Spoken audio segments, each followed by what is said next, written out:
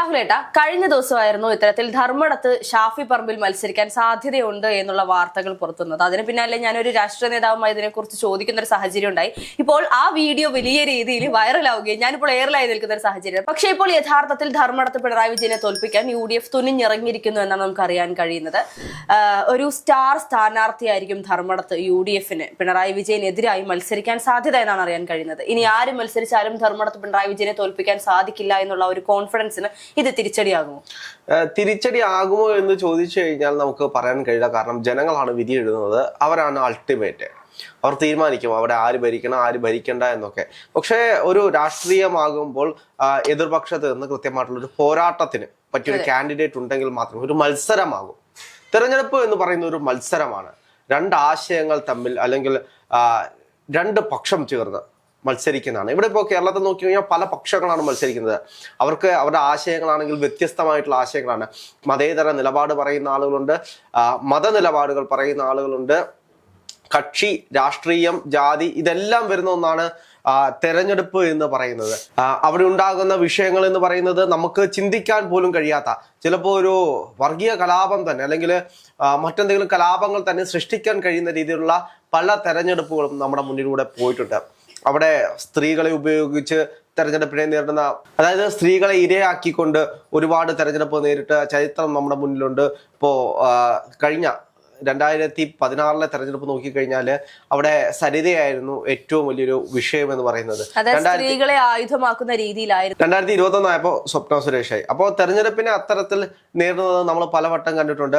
ഈ തദ്ദേശ സ്വയംഭരണ തെരഞ്ഞെടുപ്പാണെങ്കിൽ പോലും അവിടെ മാധ്യമങ്ങൾ ഏറ്റവും കൂടുതലും ഹൈലൈറ്റ് ചെയ്തിരുന്നത് രാഹുൽ മാങ്കൂട്ടത്തിന്റെ വിഷയമാണ്. പക്ഷേ രാഹുൽ മാങ്കൂട്ടത്തിന്റെ വിഷയം തെരഞ്ഞെടുപ്പിൽ സർക്കാരിന് വലിയ രീതിയിലുള്ള ഒന്നും സംഭവിച്ചില്ല. അല്ല, ഇവിടെ നമ്മൾ ശ്രദ്ധിക്കേണ്ടത് ഇത്തരത്തിലുള്ള സ്ത്രീ പരാതികളും സ്ത്രീകളെ ആയുധമാക്കിയ സാഹചര്യങ്ങളിലെല്ലാം തന്നെയും UDFനെ തിരിച്ചടിയാക്കിക്കൊണ്ട് CPM കയറി വരുന്ന അല്ലെങ്കിൽ LDF കയറി വരുന്ന ഒരു സാഹചര്യം ഉണ്ടായിരുന്നു എന്നുള്ളത് യാഥാർത്ഥ്യമാണ്. പക്ഷേ കഴിഞ്ഞ തദ്ദേശ തെരഞ്ഞെടുപ്പിൽ ആ ഒരു പദ്ധതി പാളിപ്പോയി എന്നാണ് അറിയാൻ കഴിയുന്നത്.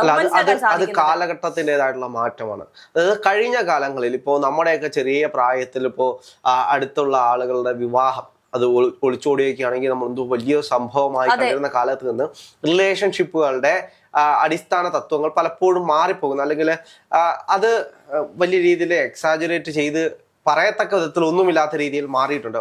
കാരണം പുതിയ കാലത്തെ റിലേഷൻഷിപ്പുകളുടെ പേരുകൾ തന്നെ പലതാണ്, നമുക്ക് പോലും അറിയാത്ത പേരുകളുള്ള റിലേഷൻഷിപ്പുകളുണ്ട്. അപ്പൊ ആ ഒരു കാലഘട്ടത്തിലൂടെ പോകുന്നതുകൊണ്ട് അതിന് വലിയ പ്രസക്തി ഇല്ലാതായി മാറി. പക്ഷെ അവിടെ എന്താണ്, ഈ തെരഞ്ഞെടുപ്പിൽ തദ്ദേശ സ്വയംഭരണ തെരഞ്ഞെടുപ്പിൽ ഏറ്റവും കൂടുതൽ പ്രതിപാദിച്ച ശബരിമല വിഷയമായിരുന്നു. പോറ്റിയെ കയറ്റി എന്നുള്ള ഒറ്റ പാട്ടില് CPM ഏറിൽ പോകുന്ന ഒരു സാഹചര്യം ഉണ്ടായി. ഏറിൽ നിന്ന് തെരഞ്ഞെടുപ്പിൽ വീണ്ടും താഴേക്ക് പോകുന്ന ഒരു സാഹചര്യം CPMന് വന്നു. അപ്പോൾ എന്ത് തന്നെയാണെങ്കിലും വരാൻ പോകുന്ന നിയമസഭാ തെരഞ്ഞെടുപ്പ് വലിയൊരു പ്രതിസന്ധി നിറഞ്ഞതാണ് CPMനെ സംബന്ധിച്ച്. കാരണം 10 വർഷത്തെ ഭരണമാണ്. 10 വർഷത്തെ ഭരണത്തിൽ അവർക്കുണ്ടായിട്ടുള്ള പാളിച്ചകൾ, കഴിഞ്ഞ തെരഞ്ഞെടുപ്പ് നോക്കി കഴിഞ്ഞാൽ കോവിഡിന്റെ ഒരു സമയമായിരുന്നു. കോവിഡിന് CPM ചെയ്തിട്ടുള്ള കുറെ കാര്യങ്ങൾ, അന്നത്തെ PR വർക്ക് എന്നൊക്കെ പ്രതിപക്ഷം പറയുന്നുണ്ടെങ്കിലും അതിനെല്ലാം ഒരു തിരിച്ചടി ഇപ്പൊ ഉണ്ടാകുമോ ഇല്ലയോ എന്നൊരു ചോദ്യം ബാക്കിയാണ്. അവിടെ ഇതിനെല്ലാം നിയന്ത്രിച്ചത് ആരാണ് എന്ന് ചോദിച്ചു കഴിഞ്ഞാല് സഖാവ് പിണറായി വിജയനാണ്. സഖാവ് പിണറായി വിജയൻ മത്സരിച്ച മണ്ഡലം ഏതാണ് എന്ന് ചോദിച്ചു കഴിഞ്ഞാൽ അത് ധർമ്മടമാണ്. അപ്പൊ ധർമ്മടത്ത് ആര് പിണറായി വിജയനെ തോൽപ്പിക്കാൻ വേണ്ടി മത്സരിക്കും? മത്സര രംഗത്ത് കോൺഗ്രസ് ആരെ ഇറക്കും?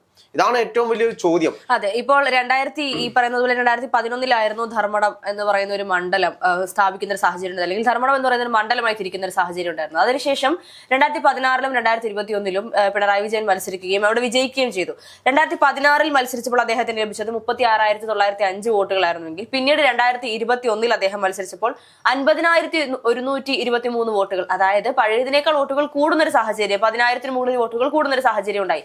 ഇപ്പോൾ പക്ഷെ ആ സമയത്ത് വലിയ രീതിയിലുള്ള ഒരു ഭരണവിരുദ്ധ വികാരമോ അല്ലെങ്കിൽ അത്ര വലിയ ഒരു പിണറായി വിരുദ്ധതയൊന്നും അത്രത്തോളം അലയടിച്ചിട്ടുണ്ടായിരുന്നില്ല എന്നുള്ളതാണ് യാഥാർത്ഥ്യം. ഇന്നത്തെ സാഹചര്യം അതല്ല. ഇന്നത്തെ സാഹചര്യത്തിൽ ഈ പറയുന്നത് പോലെ മൂന്നാമത് വീണ്ടും അവർ അധികാരത്തിൽ വരുമെന്നുള്ള ആഗ്രഹത്തോടു കൂടി മുന്നോട്ട് പോകുമ്പോൾ ഒരുപാട് അവരുടേതായ കുറെ നിയമങ്ങൾ മാറ്റുന്ന ഒരു സാഹചര്യം, അതായത് 2 തവണ വിജയിച്ചവർ അല്ലെങ്കിൽ 2 തവണ MLA ആയവർക്ക് വീണ്ടും മത്സരിക്കാൻ സാധിക്കില്ല, അല്ലെങ്കിൽ ഈ പ്രായം കഴിഞ്ഞ ആളുകൾക്ക് മത്സരിക്കാൻ സാധിക്കില്ല എന്നുള്ള പല നിയമവ്യവസ്ഥകളും മാറ്റിക്കൊണ്ട് ഇളവുകൾ ചെയ്തുകൊണ്ടാണ് പിണറായി വിജയൻ വീണ്ടും അവിടെ മത്സരിക്കാനുള്ള ഒരു സാഹചര്യത്തിലേക്ക് പോകുന്നത്. അതിനേക്കാളുപരി ഇപ്പോൾ പിണറായി വിജയനുള്ള ഒരു വിരുദ്ധത, ഭരണവിരുദ്ധ വികാരം എന്നതിനേക്കാൾ ഒരു പിണറായി വിരുദ്ധ വികാരം വലിയ രീതിയിൽ അലയടിക്കുന്ന ഒരു സാഹചര്യത്തിൽ സ്വാഭാവികമായും നിലവിലുള്ള ഒരു അവസ്ഥ അനുസരിച്ച് ധർമ്മടം മാത്രമല്ല, കേരളത്തിൽ ഇനി എവിടെ നിന്നാലും പിണറായി വിജയൻ ജയിക്കാനുള്ള സാധ്യത ഒരു സംശയത്തിന്റെ നിഴലിൽ തന്നെയാണ് എന്നുള്ളതാണ് യാഥാർത്ഥ്യം.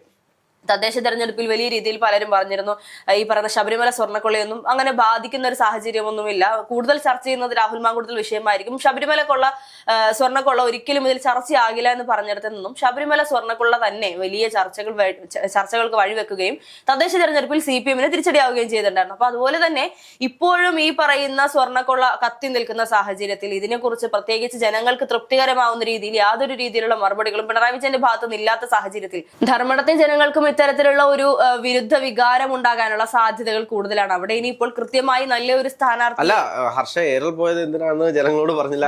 ഷാഫി പറമ്പിലുമായിട്ടുള്ള ഷാഫി പറമ്പിലിനെ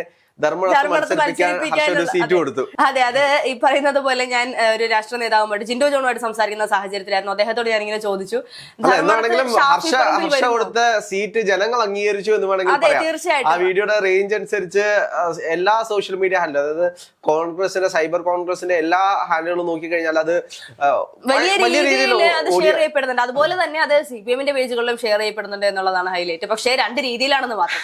എന്തായാലും ചിലർക്കെങ്കിലും ഒരു പക്ഷത്ത് മാസാണെങ്കിൽ ഒരു പക്ഷത്ത് അതെ, ആ അവസ്ഥയിലാണ്. പക്ഷെ കൂടുതൽ ആളുകൾക്കും ആഗ്രഹം എന്ന് പറയുന്നത് ഇത്തരത്തിൽ ഷാഫി പറമ്പിൽ മത്സരിക്കണം എന്നുള്ളത് തന്നെയാണ്. ഷാഫി പറമ്പിൽ അല്ലെങ്കിൽ അത്രത്തോളം വാല്യൂ ഉള്ള അല്ലെങ്കിൽ ജനങ്ങൾക്കിടയിൽ ജനപ്രീതിയുള്ള ഏതെങ്കിലും ഒരു കോൺഗ്രസ് നേതാവ് പിണറായി വിജയനെതിരെ മത്സരിക്കണമെന്ന് ആഗ്രഹിക്കുന്ന ഒരു കൂട്ടം ജനങ്ങൾ ഇന്നുണ്ട് എന്നുള്ളതാണ്. അങ്ങനെ മത്സരിച്ചാൽ ധർമ്മടത്ത് പിണറായി വിജയനെ തോൽപ്പിക്കാനുള്ള വോട്ട് ചെയ്യാൻ തയ്യാറായി നിൽക്കുന്ന ആളുകൾ ധർമ്മടത്ത് മാത്രമല്ല കേരളത്തിൽ ഒട്ടാകെ നിലവിൽ ഉള്ള ഒരു സാഹചര്യമാണ് ഇപ്പോൾ നമ്മൾ കണ്ടുവരുന്നത്. ഇനി നിയമസഭാ തെരഞ്ഞെടുപ്പുമായി ബന്ധപ്പെട്ട് അടുക്കുന്ന ദിവസങ്ങളിൽ ഇനി മാറ്റങ്ങൾ ഉണ്ടാകുമോ, അല്ലെങ്കിൽ ഈ സ്റ്റാർ കാൻഡിഡേറ്റ് ആരായിരിക്കും എന്നുള്ളത് അടുത്ത ദിവസങ്ങളിൽ കോൺഗ്രസ് പുറത്തുവിടും.